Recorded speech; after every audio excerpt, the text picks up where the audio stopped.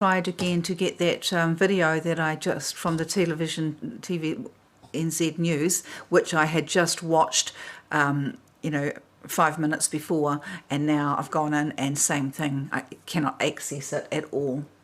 So I'm going to play you this here. I'm sure anyone in New Zealand will remember, what we saw on Sunday night when Jacinda Ardern and with her baby and boyfriend were greeted in Wellington by a Maori contingent and songs and much rejoicing. And she then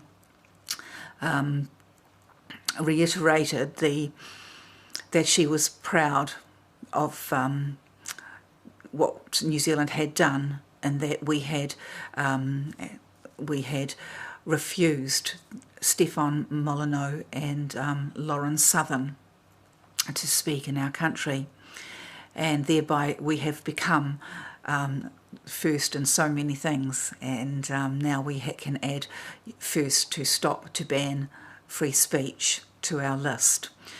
So, go New Zealand, if that's something to be proud of. But I also came across a video of my own that I did last year when she was elected, as I realised that the importance of it being on the night of the 23rd of September, when the Virgin sign was seen in heaven, and also that was the night that David Attenborough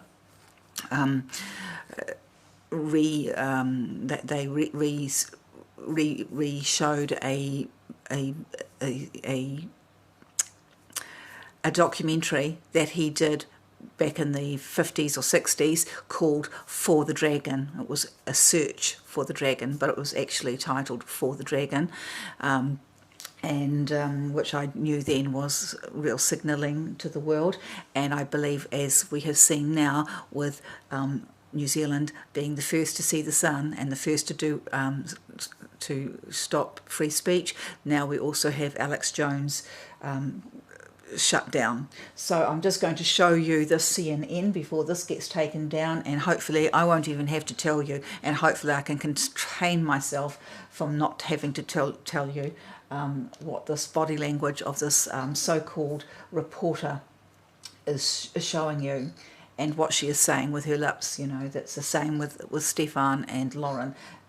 They seem to know, everything that is said, and they are labelling it all hate speech. It suggested the Sandy Hook school shooting was a hoax, and that these September 11th terror attacks were an inside job by the government. I'm talking about Alex Jones. He is the founder of InfoWars, and he is now feeling the heat himself. YouTube, Facebook, and Apple all announcing they're removing his content from their platforms. Here's how YouTube explained its decision. Quote, "When users violate policies repeatedly, like our policies against hate speech and harassment or our terms prohibiting circumvention of our enforcement measures, we terminate their accounts." With me now, CNN Money's senior media reporter Oliver Darcy, and you were just saying to me you were surprised that they took this kind of action so swiftly. Yeah, this happened very quickly over Didn't the she past love that? 4 hours. Sorry. It seems to really have been prompted perhaps by Apple. Apple last night removed the entire library of Alex Jones's podcasts from their store. And then we've seen throughout the day actually, tech platforms just basically remove Alex Jones from their websites. After Apple removed the podcast, then Facebook came out this morning. Okay, notice her crossed really early in arms. the morning, and they said that they had unpublished InfoWars and other pages associated with Alex Jones. Yeah. And then YouTube,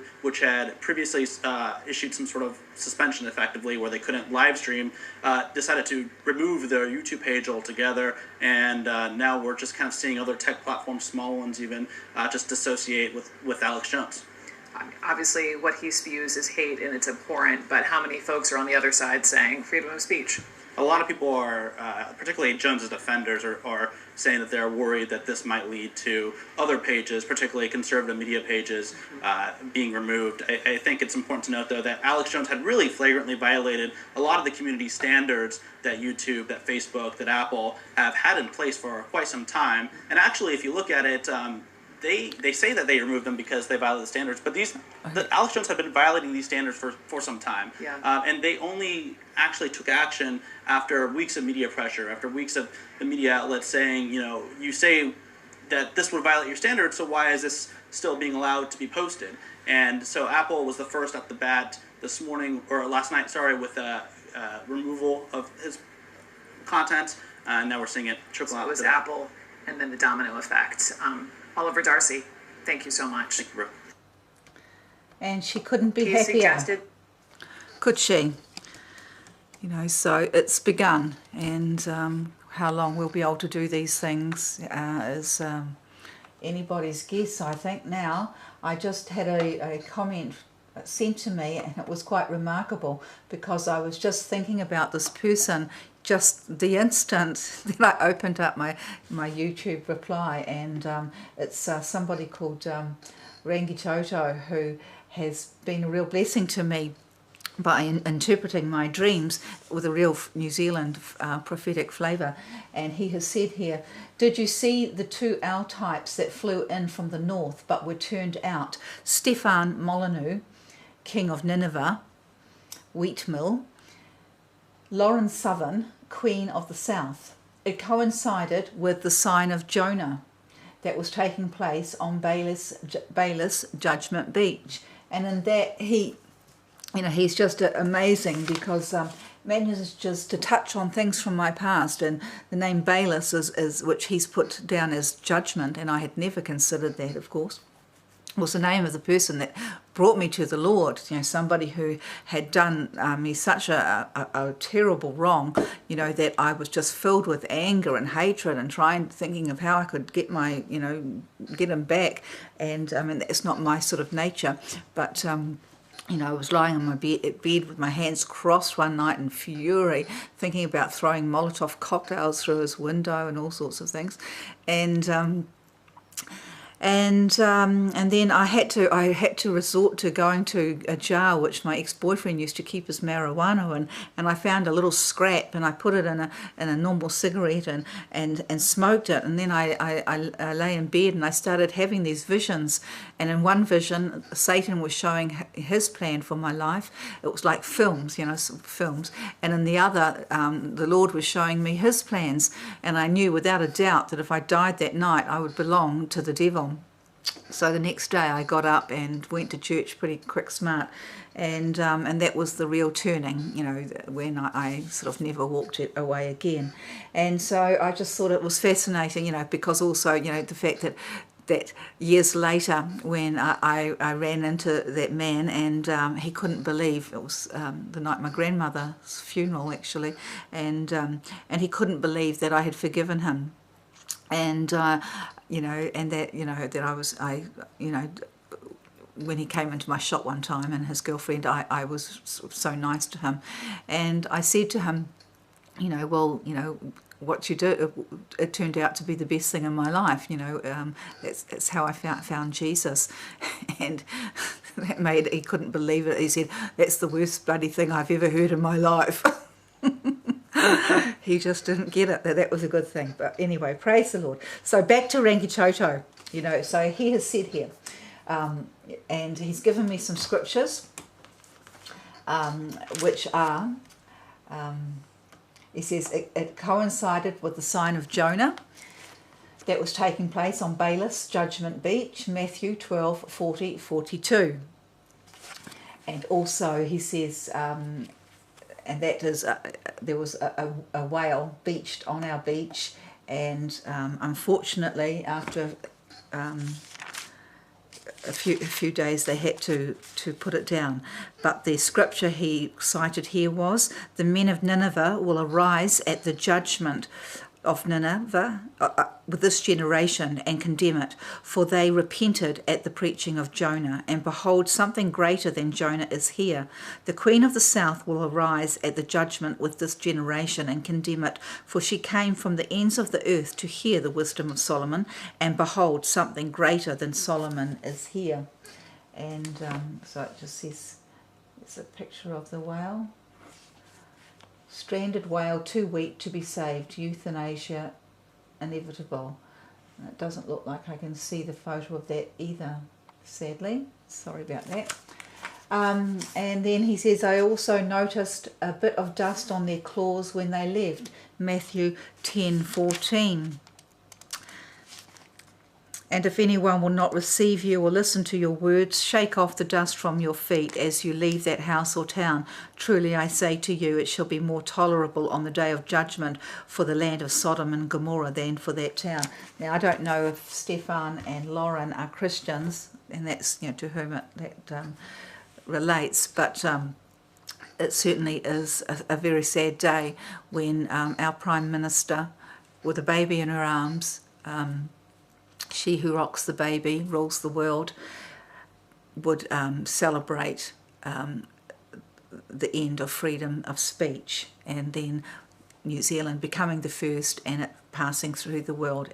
So I think it's a very significant time, and was also rather amazed that I came across a video of my own that I had done like a year ago when Jacinda, at the time Jacinda was elected, and that was on the night 300 journalists flew in on the night of the election, which was the 23rd of September, and also the night when the sign of the Revelation 12 Virgin sign was seen in the heavens, and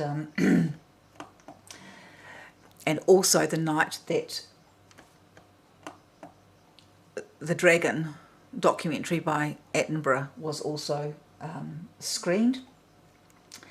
And then 9 months later, Jacinda gives birth to a baby on the eclipse. Unbelievable. You just couldn't make this up.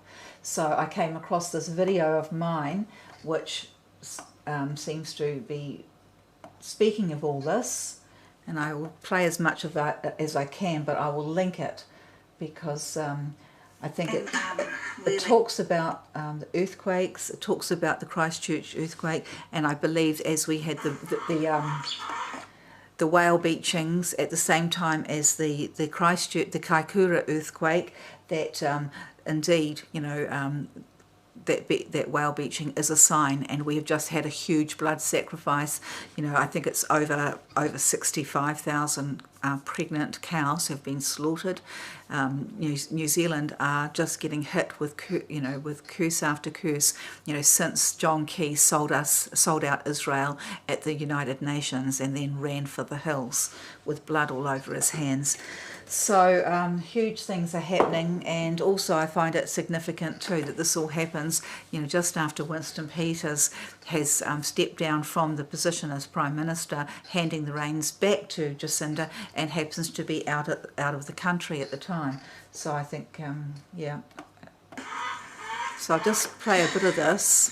So I've been feeling a little bit convicted about naming people on some of my videos. So I was relieved this morning when in my prayer room I opened up to, excuse my roosters, to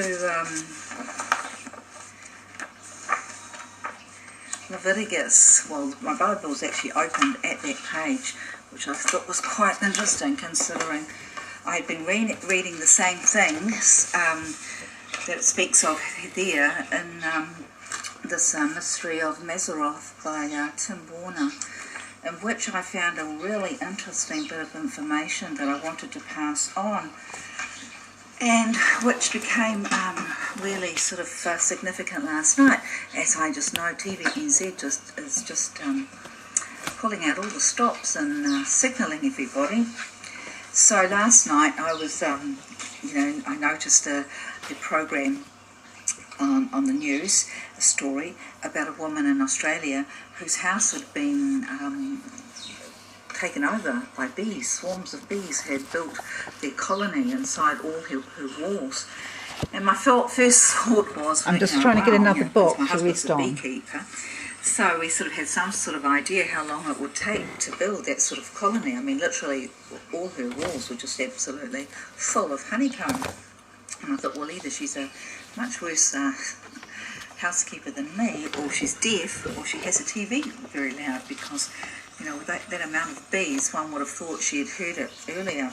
So I was then thinking, well, given the David Attenborough story on the dragon on the eve of the night of the Virgin sign, Revelation Virgin sign in the heavens, and the election in New Zealand, that there was more going on, and that this too was a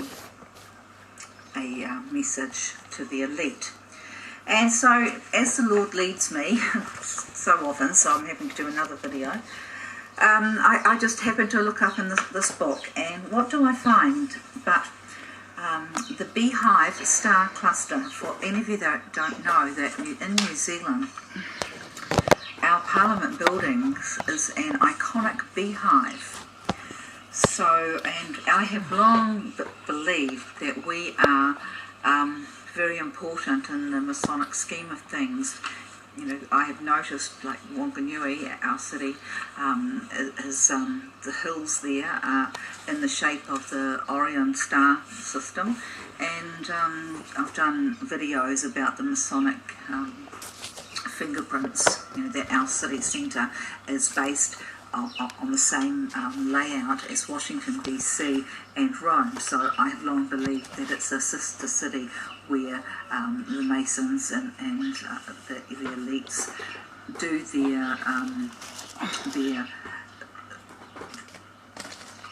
they have mirror. You know, they can't do certain things in these more obvious temples that they have, so they will do the more obvious bit in a mirror temple somewhere on the other side of the planet, and they use the ley lines and all that. I can't pretend to sort of know all about this, and I haven't got time to look into it. So basically I just put out what the Lord leads me to in my childlike way, because that is how he says that we have to come to him. So I'll just talk a little bit about this here, because it seems like, as I have believed for a long time, that not only are the elites being signalled to come here, but that it's well known, that the Rothschilds and the like have had their bunkers here for a long time, and even like filmmakers who have done these films predicting the end, they have all come here to New Zealand. So this is what it just says here. There is one other star cluster within the zodiac which is visible to the naked eye, because it looks like a cluster of bees swarming around their hive, but its ancient Greek name was Fatnae, I don't know how to say that. In both Greek and Latin, the name of the star cluster means feeding trough. It is the word rendered manger in Luke's Gospel, referring to the animal feeding trough used for Jesus' cradle. Kittle says this word was also used in secular Greek to refer to the feeding place of the soldiers' campsite, the mess tent. Why would we have a feeding trough pictured in the midst of cancer?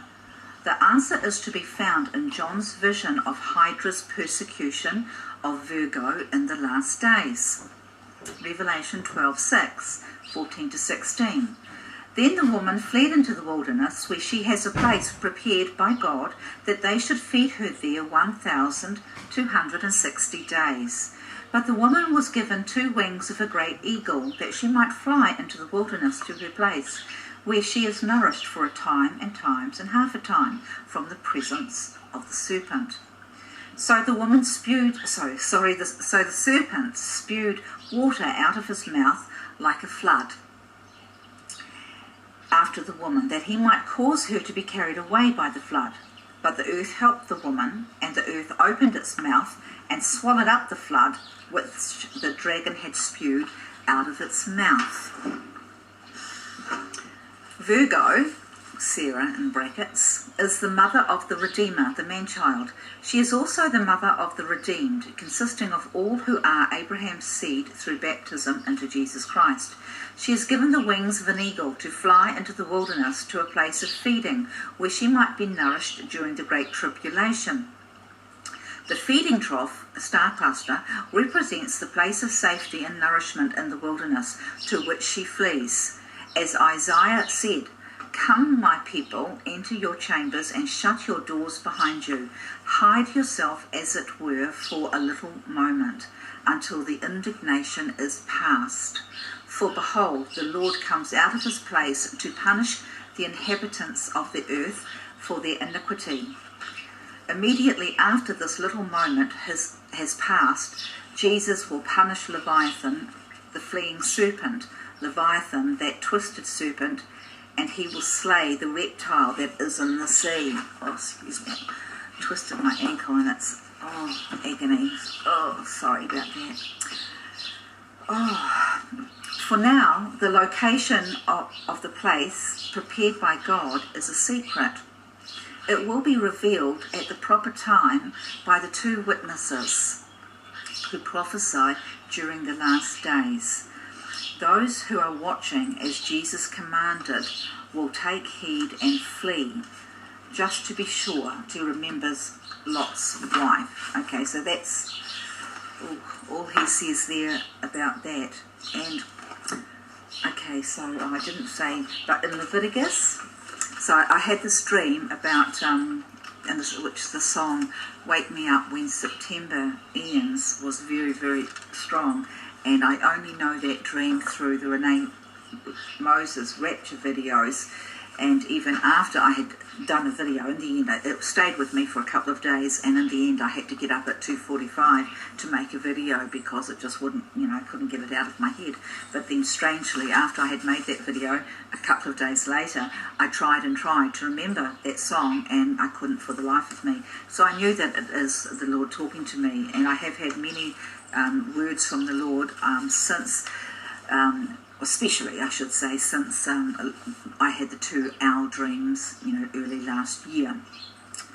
So what this "Wake Me Up Till September," the end, when September ends, is coincides with the time of 30th of September and the 1st or 2nd of October, which this year is Yom Kippur, the Day of Atonement, and it this year is held. We are, as the rapture, bride, hoping for the rapture, and I then came across a video which talked of the fact that in the Jubilee year, the rapture, the blowing of the trumpets on the last trump is postponed 10 days,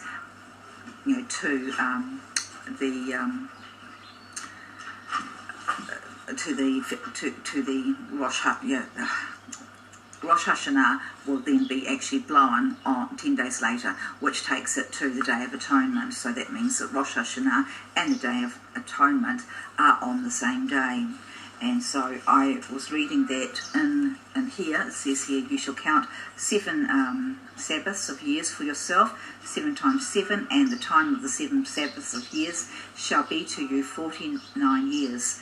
Then you shall cause the trumpet of the Jubilee to sound on the 10th day of the 7th month on the Day of Atonement. You shall make the trumpet to sound throughout all your land. So that is, different from what we do normal years, which you sound that trumpet on the Day of Trumpets, Rosh Hashanah. So that was when I found this also in my great big old, it's my 180-year-old Bible. And it's absolutely wonderful. So, and I just opened to it as well. And, golly. But what I also found in here was, so he talks about that, and then the next page just sort of opened to me, and what was it here? I found this. I thought this was really amazing.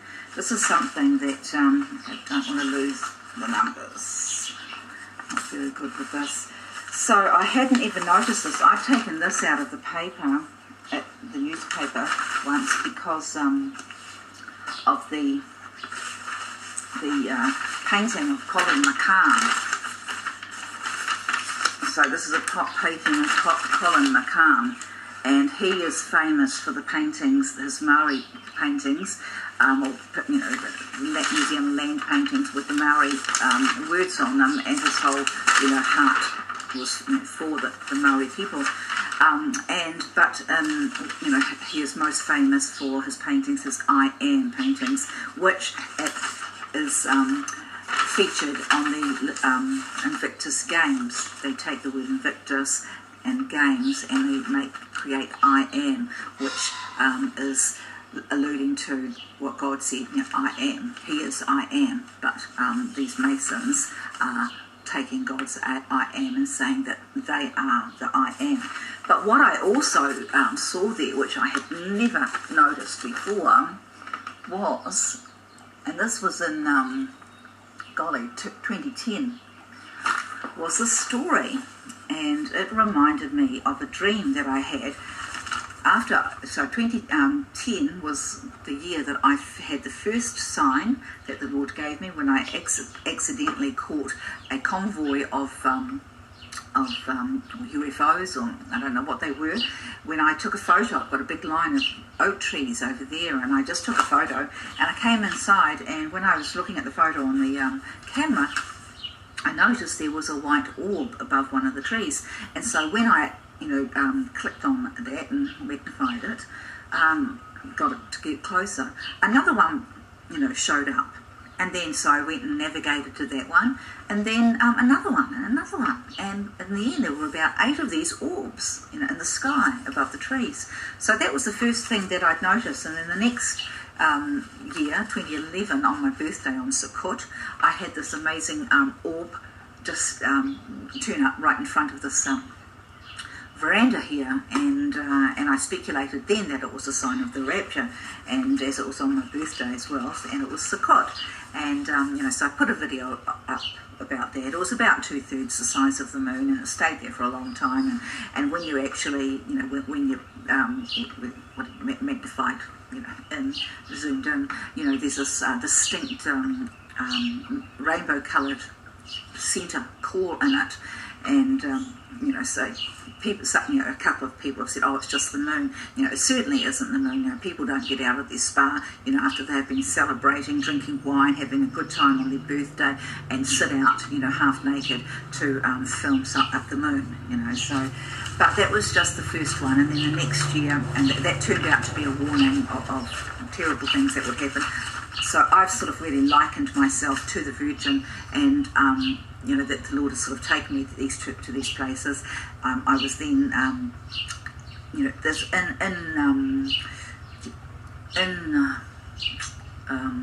what's the word for it? Sort of, it's as if I've been sort of chained together with the events, and since the Lord revealed Barack Obama being the Antichrist, and so I have gone through a lot of persecutions, and the Lord has sort of brought me back, and into a safe place, just like the woman in the wilderness. And I actually likened it to the first showing of the Revelation sign, which was in 2012 on October the 16th. I think it was Feast of Trumpets then. I'm not too sure what feast it was, but it was that happened 5 days or 6 days after I had my second amazing sign, which I have called the Revelation 4 and 10 sign, a throne set in heaven.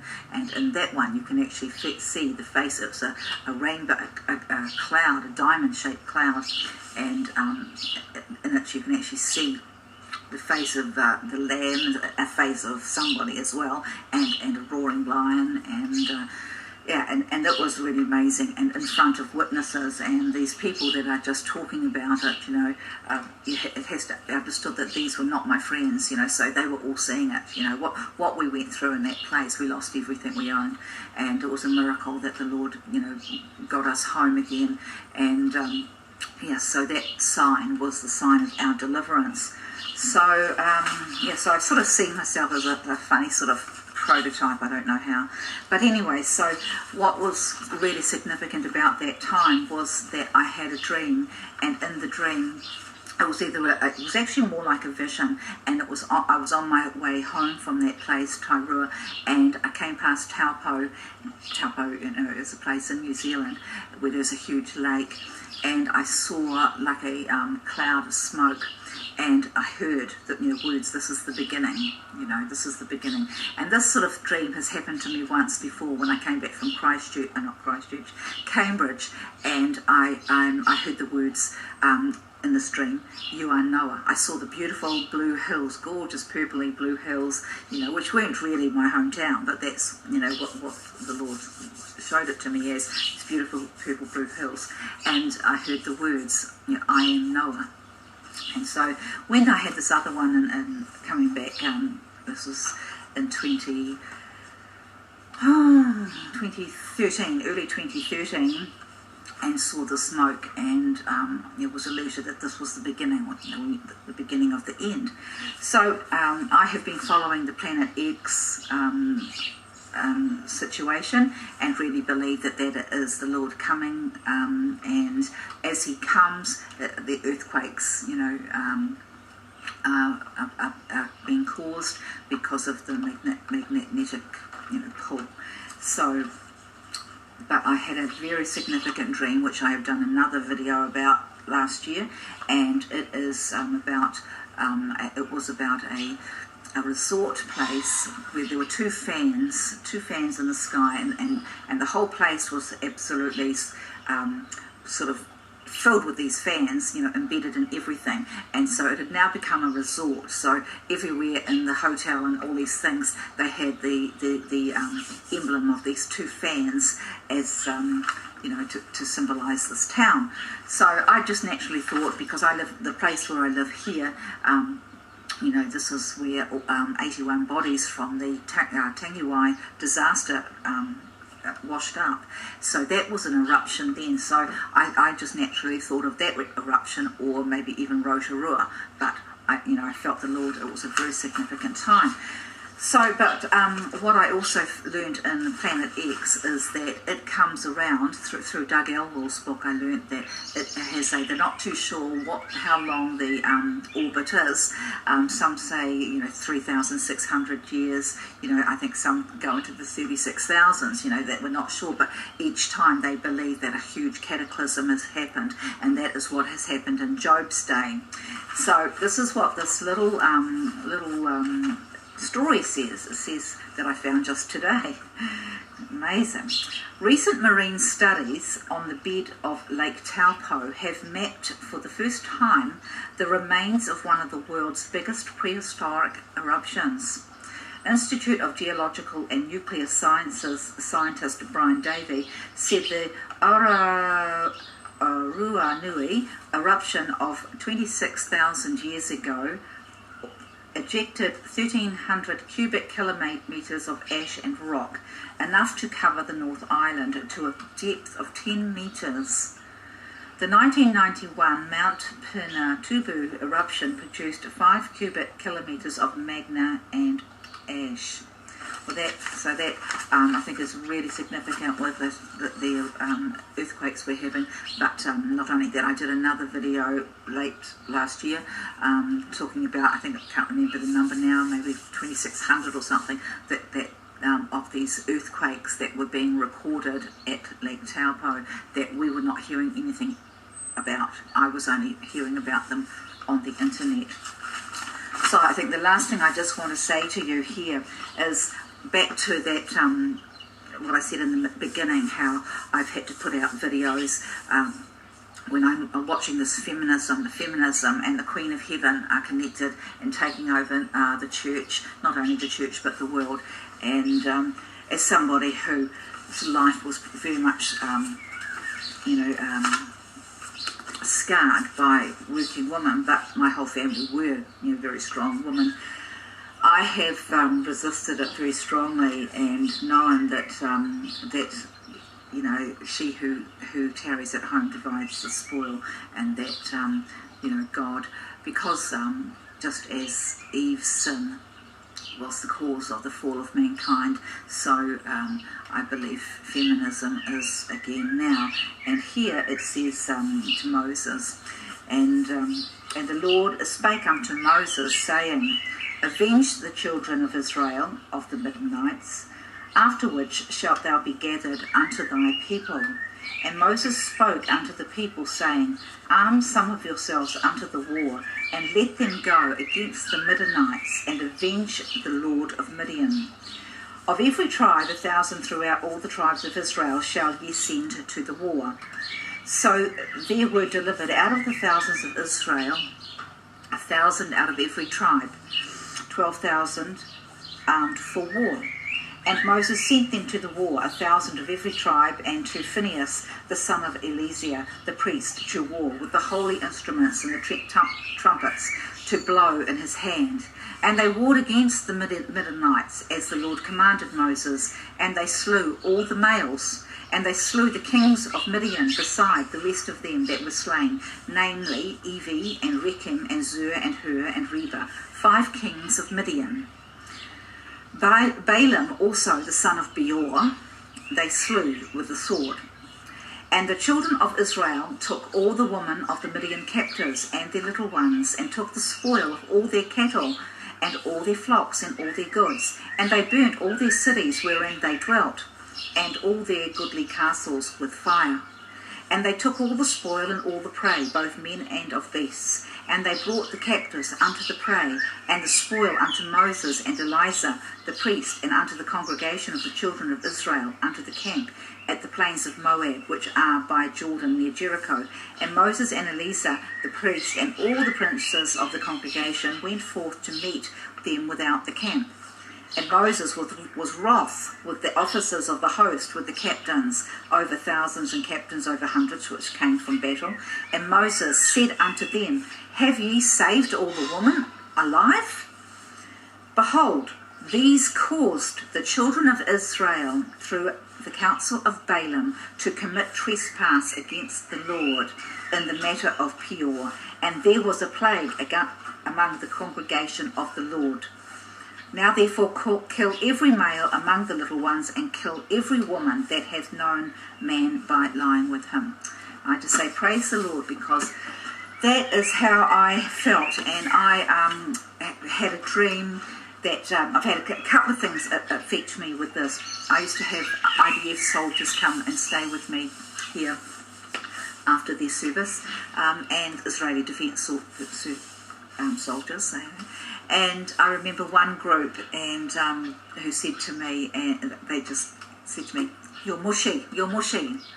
And I didn't know what that meant, but they just laughed amongst themselves, mushy, mushy. And now I know, mushy means Moses, and this is Moses. And I came across something today also about on Israeli news that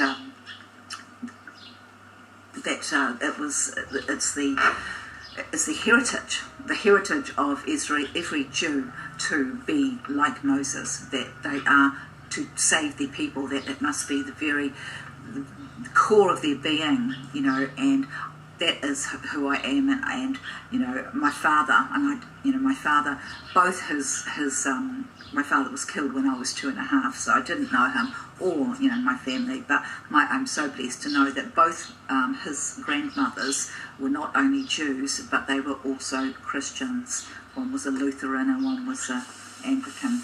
And so God's word is very strong in me, and I am full of zeal. So as God names names, if you are in a position where you are using your position to affect other people for good or bad, just like God names everybody in the Bible, then you are going to be held responsible. So you are going to be named. And I remember one dream, I had an amazing dream once when I was in Cambridge, and it was that, and I actually saw the present Mary's then, Annette Main, going about and doing all her mayoral duties, and but in the dream, it was clear that I was elected. She was doing my job, because I couldn't do that if my life depended on it. But she was doing a really good job of it. But the dream was telling me that I was elected. I was elected to do that, and to be Mayoress of Wanganui. And now I have, and I also had a dream of her and many of her group walking across the Wanganui Bridge. This was years later. and they were off somewhere, and I confronted her and them, and I said, look, you knew, because it was the time of the end and things were, happening, and I said, you knew, but you didn't warn the people. Why didn't you warn the people? And that's what wells up inside with me, that they know. I have sent them all. I've sent them all my leaflets. I have sent all the warnings all around my city, the best that I possibly could, and nobody's passed it on. Nobody's taken any notice. Nobody's spread it. And so I just also I found a little piece here in the commentary by Scott and Henry, which I thought was really fantastic, because it brings all this time into now, into the time of the end. I haven't marked it, of course, being the way that I am.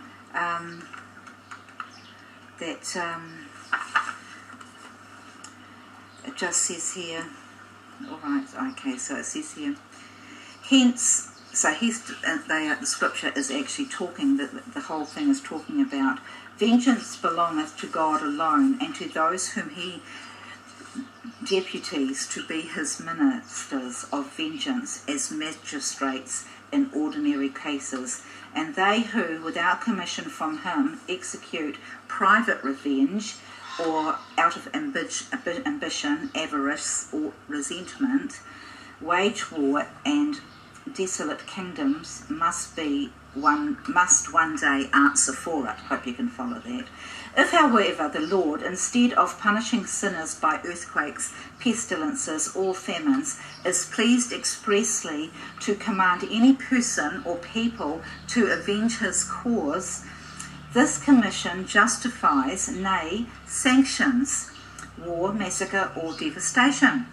None can at present show such commission, but the Israelites could, for the public miracles wrought among them and for their benefit were as the broad seal of heaven, ratifying it and vindicating all which they did by virtue of it. So I can just point you to all my videos, go and look at all the signs, all the miraculous signs, and those are only some. If you knew the stories that I've had, that I've written, I have got the seal of God on me. There's just no two ways about it. And vindicating all which they did by virtue of it. It is therefore absurd to censure Moses, Joshua, and Israel for the dreadful slaughter made by them. God himself passed the sentence of condemnation and employed them merely as executioners. And unless it could be proved that the criminals did not deserve their doom, or that the Lord had no right to punish his rebellious creatures and dispose of them at their property as he pleased, and such objectors only show their enmity to God by becoming the unsolicited advocates of his enemies. The knowledge of the inexpressible evil of sin, of which men make light, but which God infinitely abhors, illustrates all the terrible judgments executed on the nations which had filled up the measure of their iniquities. The conduct of the leaders in these wars was regulated by the express command of God, and the executioners were more than once reproved for being too lenient, but never for being too severe. Yet man's natural compassion recoils from the consideration of the slaughter which they made natural,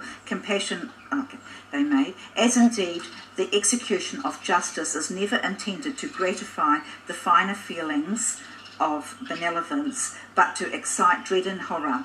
Hence we may draw a forcible argument that the consequence of the day